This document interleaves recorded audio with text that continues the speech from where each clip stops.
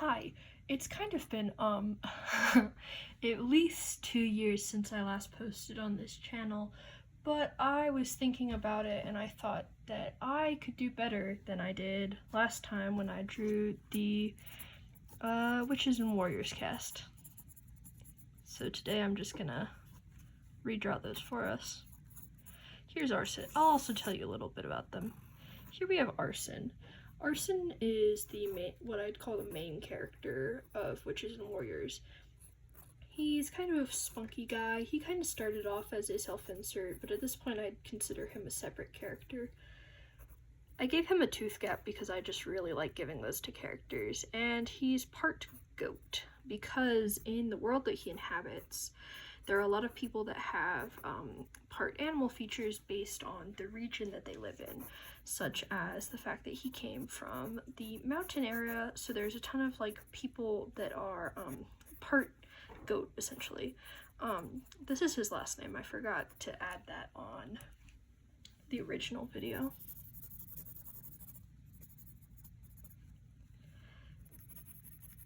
I'm not going to draw full bodies because I don't have enough space on this page for that, but I will make sure to imply that he's wearing his iconic overalls. Iconic to me.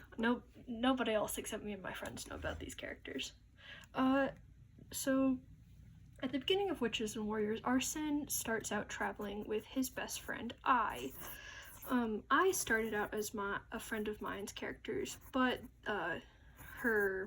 she's been passed over to me essentially. So I came from a band of traveling people, and of course this world has magic. I mean, part animal people, but I has the ability to shapeshift.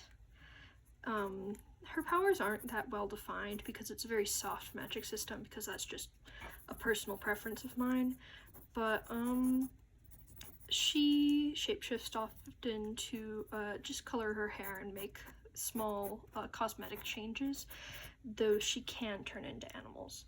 So they grew up together because I was left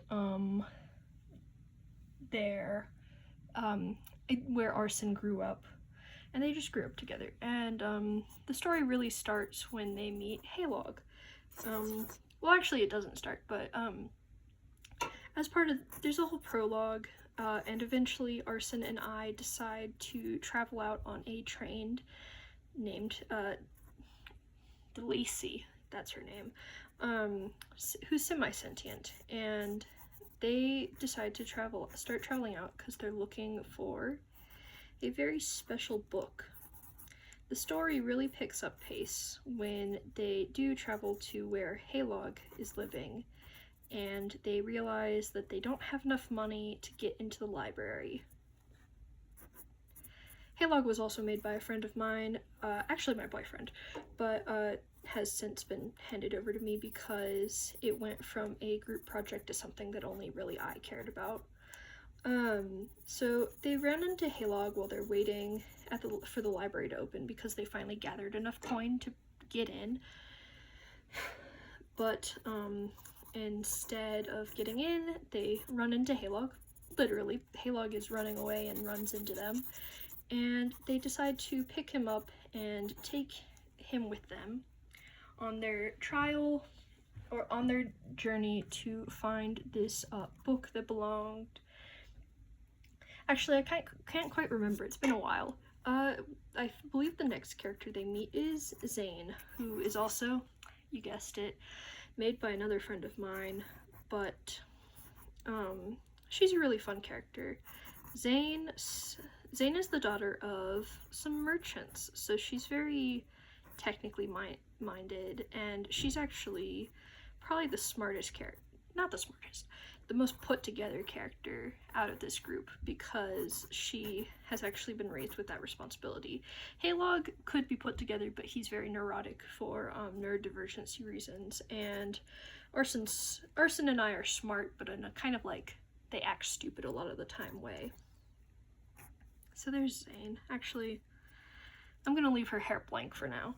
So the story has changed slightly, but there's also Bark, who may or may not make it into the final version of the story now. He lives alone in the woods and is a dirty little goblin man trash thing who steals from campers to make his living. So he just lives alone in the woods and he steals from people. So you can see why he is a little gremlin goblin man. Take a drink every time I say that a character is made by someone else but now belongs to me because they gave up on the story. Because yeah, that's right, it happened to Bark too. So there's Bark, and just for the sake of having everyone here, Zara might also not make it into the final version because she was never very well integrated into the original story. But she's basically a loner who gets another loner who gets caught up in the gang, joins their traveling cart on the Lacey the Magical Train, semi-sentient train, and they all are looking for the book together. Who knows if she'll stick around. She could be interesting. Who knows? Anyway, that's all the characters redrawn.